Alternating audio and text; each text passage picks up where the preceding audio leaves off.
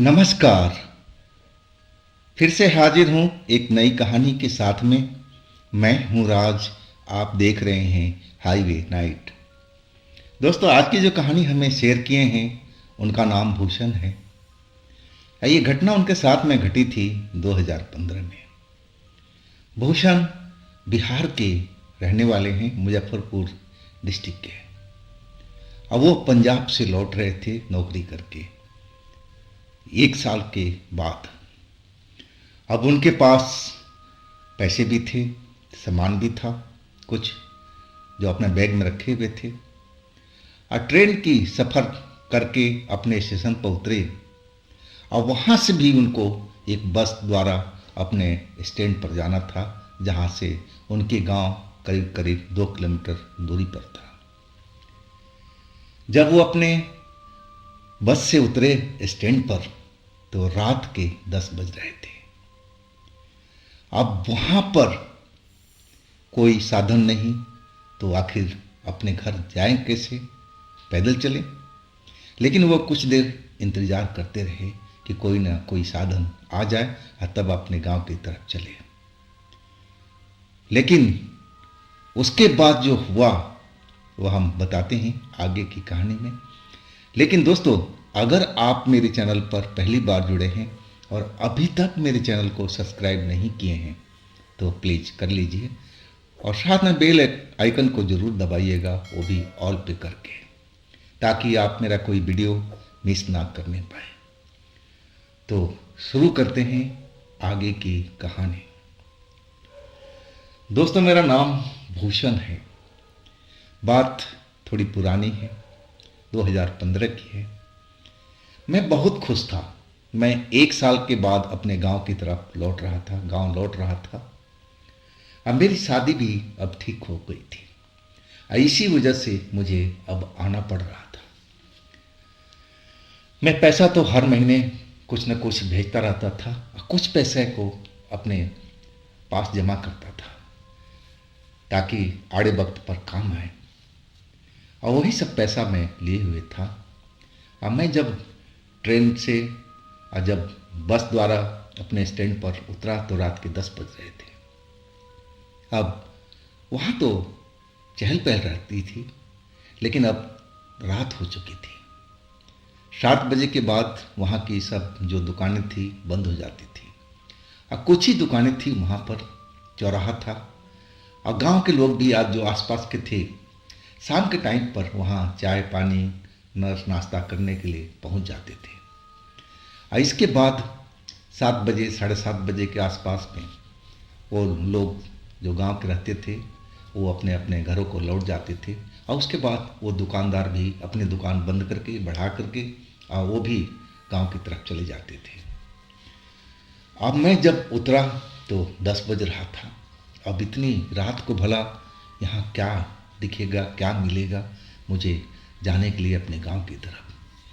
मैं पेशो पेश में पड़ा हुआ था कि मैं अब क्या करूं। अब मैं इंतज़ार करने लगा था।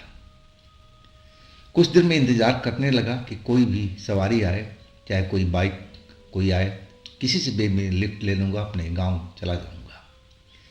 मेरे पास बैग था और मैं अपने कंधे पर टांग रखा था। मेरे पास कुछ पैसे भी थे, कुछ नहीं थे, ज़्यादा ही थे। मेरे जो सैलरी थी कई महीनों की जो जमा थी और वो मेरे पास में पड़ा हुआ था। हाँ, मैं इसलिए ज़्यादा डर रहा था। मेरी हिम्मत नहीं पड़ रही थी कि मैं अकेले उस रोड पर अपने गांव की तरफ चलूं। लेकिन जब कोई साधन नहीं मिला, मैं करीब आधा पौना घंटा इंतज़ार करने के बाद में तब मेरी सब्र का बांध टूट चुका था। क्योंकि यहाँ पर भी जो चौराहा था बिल्कुल सुनसान पड़ गया था। दुकान तो सारी बंद हो गई थी। अब रोड पर जो ट्रैफिक नज़र आता था वो भी अब दिखाई देना बंद हो चुका था। बिल्कुल शांत हो गया था रोड। और आसपास में खेत थे, बगीचे थे और उन बगीचों के पीछे से अजीब अजीब सी आवाज़ें सुनाई देने लगी थी। और वो आवाज़ें कभी कभी इतनी भयानक होती थी और मैं एकदम दहल जाता था। हालांकि कोई न कोई जानवरों की आवाज़ होगी, गिदड़ की होगी या कुछ और की होगी, लेकिन मैं बहुत डर जाता था वो आवाज़ सुन करके। मुझे लगने लगा कि ये भी जगह सुरक्षित नहीं है, मुझे यहाँ पर रुकना ही नहीं चाहिए। चलो अब गांव की तरफ चलते हैं, वो भी पैदल। अब मैं अपने गांव की तरफ पैदल चलने लगा था। आधा से अधिक रास्ता मैं पार कर गया था। अब गांव जो था कुछ ही दूरी पर था, लेकिन उससे पहले एक बगीचा था और उस बगीचा के अंदर से रास्ता जाता था। दोनों साइड में बगीचा था, अब बीच में हमारे गांव का रास्ता निकलता था। अब बगीचा वो घना था, उसमें कई तरह का पेड़ वगैरह लगे हुए थे। आज उस बगीचा के बारे में सुना था बचपन से ही, उस बगीचे के अंदर में चुड़ैल रहा करती है और कोई भी इंसान अकेले जाए उस बगीचा में रात के टाइम में तो उसके सामने आ जाती है और उसको पकड़ लेती है। बस इतना ही सुना था उसके बारे में। और यही बात सुनकर के मेरा जो डर था बहुत ज़्यादा हो चुका था। मैं घबराया हुआ था और जब बगीचा आ गया तो मेरी हिम्मत नहीं हो रही थी कि उस बगीचा को मैं पार करूं अकेले। लेकिन करूं तो क्या करूं, अब मेरे पास में तो कोई था ही नहीं। मुझे डर भी लग रहा था काफ़ी, हिम्मत नहीं हो रहा था कि मैं उस बगीचे के अंदर से इस वक्त में गुजरूं। लेकिन अब क्या कर सकते थे, जैसे तैसे मैं हिम्मत जुटाया और फिर मैं उस बगीचा के अंदर दाखिल होने जा रहा था। लेकिन जैसे ही पहला पेड़ दिखाई दिया, वो एक बड़ा सा पेड़ था, ना जाने किस चीज़ का था, और उस पर से बहुत सारे चमगादड़ उड़े और फिर तो मैं डर गया था। मुझे लगा कि नहीं, मैं तो पार नहीं कर सकता इस बगीचे को, मैं तो अंदर ही मर जाऊंगा डर के मारे। अब फिर मैं वापस मुड़ गया था। थोड़ी देर पीछे हट करके मैं खड़ा हो गया था। हालांकि जो रात थी, चांदनी रात थी, उजाला था बाहर में चांद की रोशनी से। अब मैं पेशो पेश में पड़ा हुआ था, डर भी लग रहा था। अब मेरी हिम्मत नहीं हो रही थी कि उस बगीचा को मैं पार करूं। और तभी पीछे से कोई आता हुआ सुनाई पड़ा आवाज़ उसकी।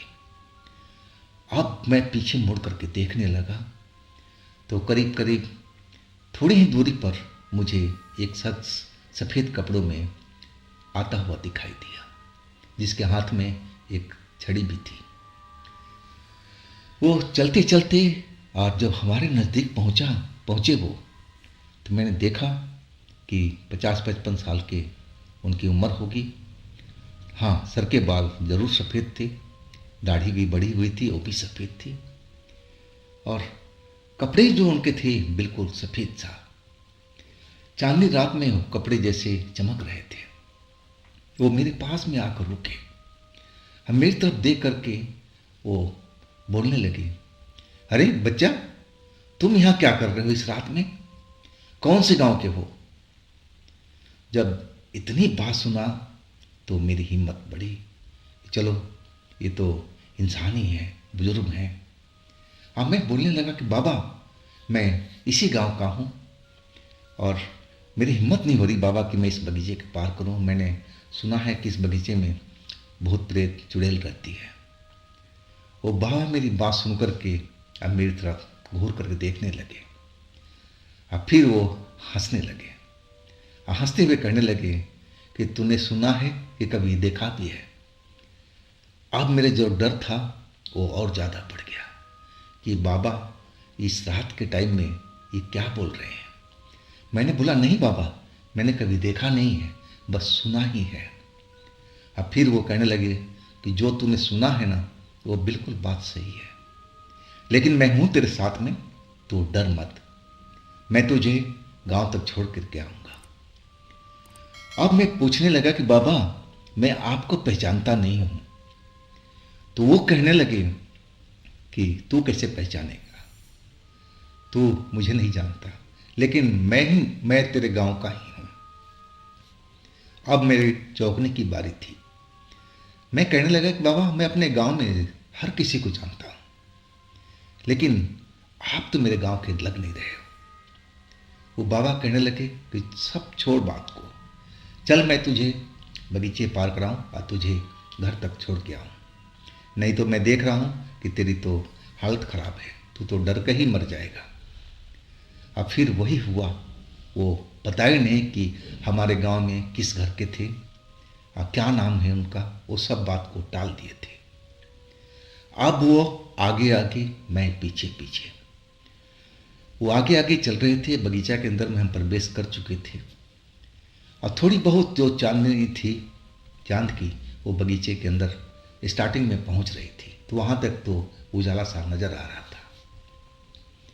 वो चलते जा रहे थे, अब मेरे बारे में पूछ रहे थे कि तू कहाँ पर रहता है, क्या करता है, तेरे परिवार में कौन कौन है, बहुत सारी बातें पूछ रहे थे मेरे बारे में।